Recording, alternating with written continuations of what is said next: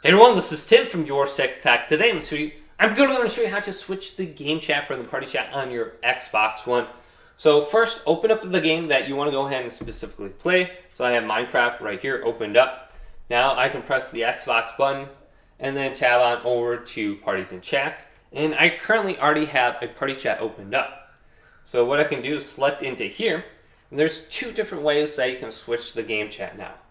You can press the button with the two boxes on it and it will say switch to party chat or switch to game chat.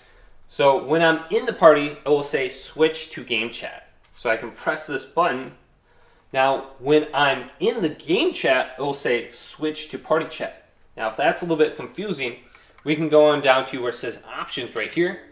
And then we can see if game chat is turned on or off.